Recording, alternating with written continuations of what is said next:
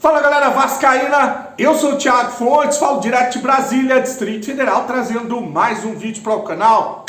Vamos bater um papo, atualizações sobre tudo que está rolando no Vasco em dia de jogo.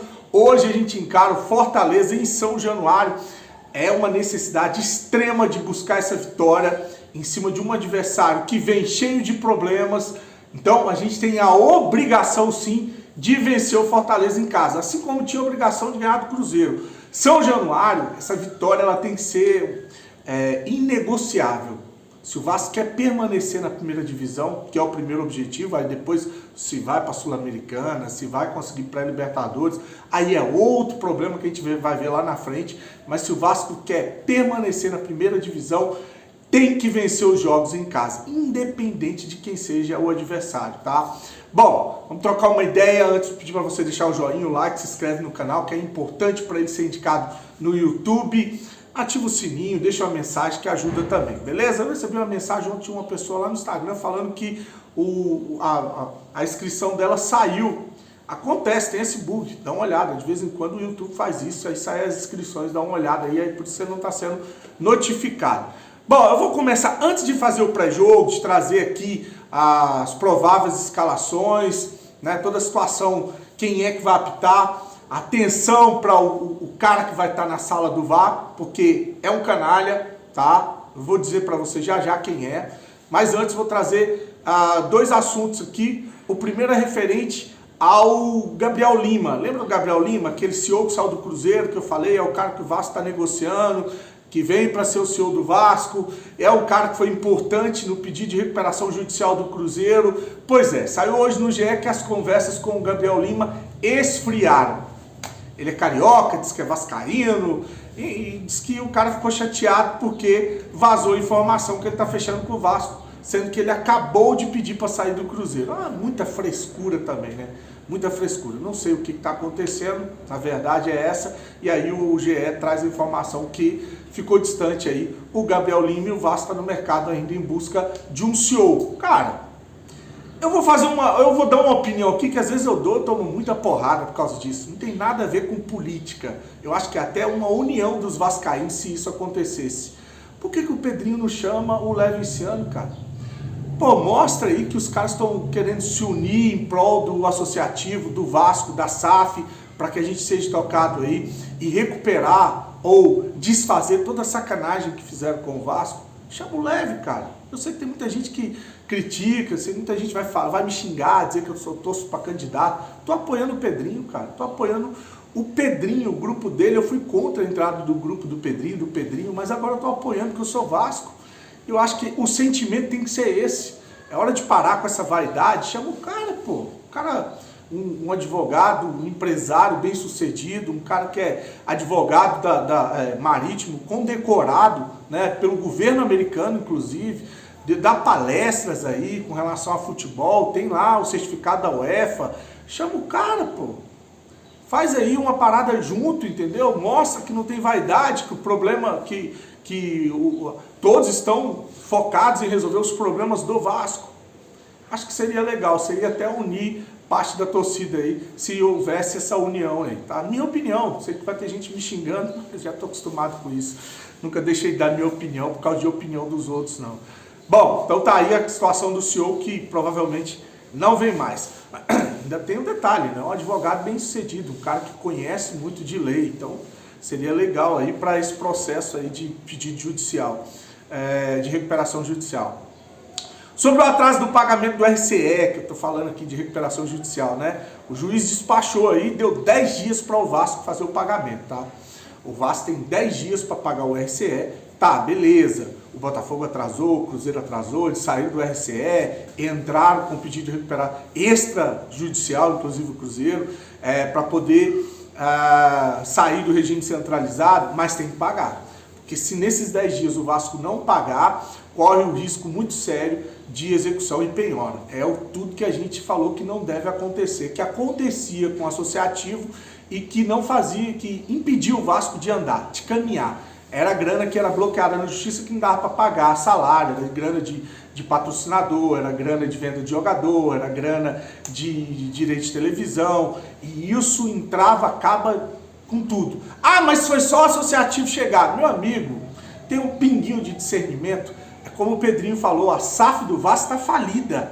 A 777 é uma empresa falida. A 777 não estava pagando direito de imagem de jogador, não ia colocar o aporte no Vasco. A 777 está quebrada. Como que a 777 ia pagar o regime centralizado? E é um regime centralizado referente ao mês passado, ao mês de maio, não é nem junho não, é o mês de maio. Junho ainda vai ser pago em julho, então é um mês retrasado.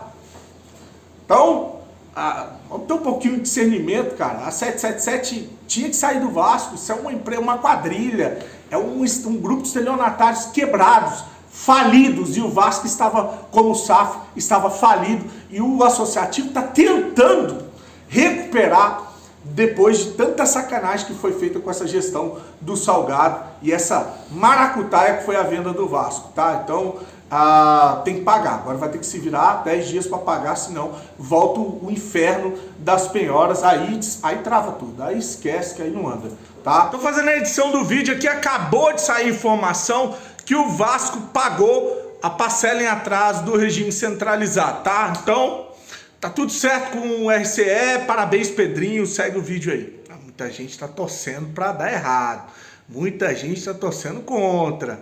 Tem a galera do quanto pior, melhor aí que tá em alvoroço. Eu tô torcendo para dar certo. Tenho meus problemas, já falei com relação a muita coisa que aconteceu no Vasco, mas toda vez que o Pedrinho fizer coisa certa, eu vou parabenizar e apoiar aqui no canal. Segue o vídeo. Bom, agora eu vou falar um pouco do jogo, né? Hoje, às 20 horas, o Vasco entra em campo com obrigação, é isso aí, obrigação de vencer o bom time do Fortaleza com um bom técnico Vojvoda.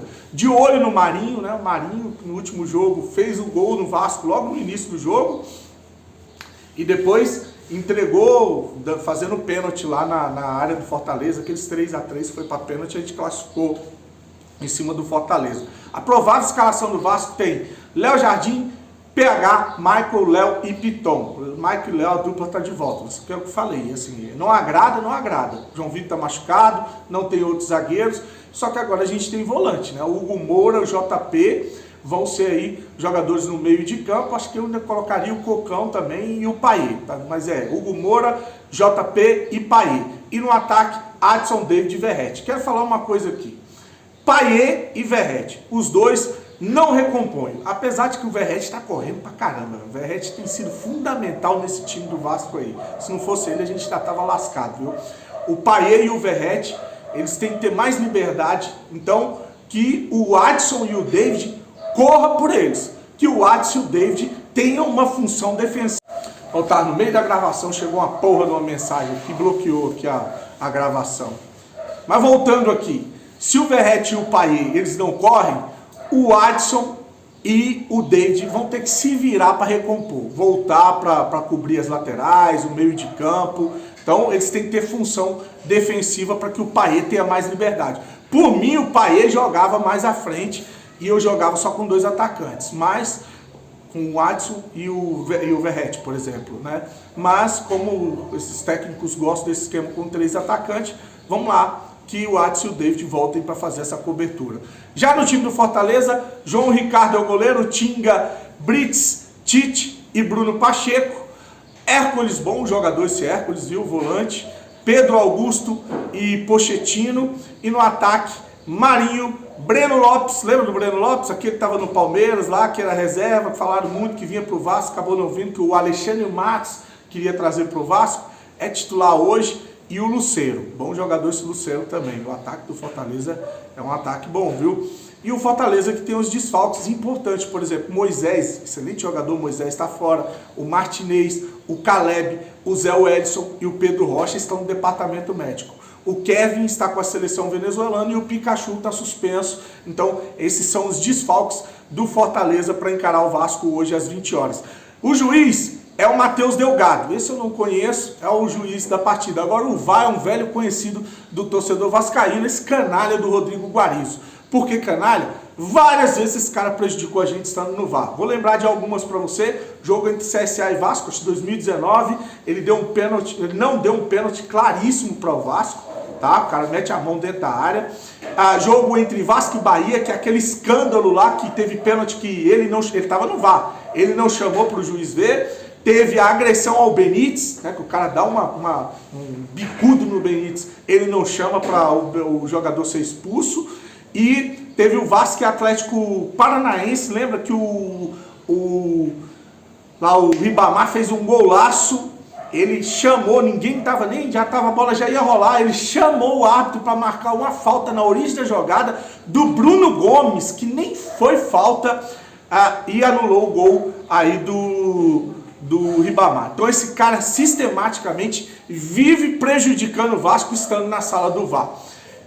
Você tá chorando, mas o Vasco foi ajudado no último jogo contra o Botafogo. Foi um erro de arbitragem. Não passo pano para erro de arbitragem. Não quero ser nem ajudado e nem quero ser prejudicado. O jogador do Vasco, o Hugo Moura, tomara que tenha juízo hoje, era para ter sido expulso no primeiro tempo. Assim como no jogo do Bahia, o canalha do Gilberto simulou uma cotovela, que tomou a cotovelada e prejudicou o David, que foi expulso do jogo. A gente perdeu o jogo contra o Bahia depois da expulsão, e o David hoje entra em campo mais uma vez suspenso ou pendurado. Se ele toma um amarelo, está fora do próximo jogo, então causando prejuízo ao Vasco. Não quero nem ser ajudado, como a gente foi contra o Botafogo, e nem prejudicado, como a gente foi várias vezes, contra o Fluminense, contra o Bahia, enfim, no Campeonato Carioca, e com esse Guarizo que não presta. Esse cara de novo na sala do VAR, de olho na arbitragem. Se inscreve no canal, desejar para você um dia abençoado. Mais tarde a gente volta com o pós-jogo. Fique com Deus, saudações vascaínas.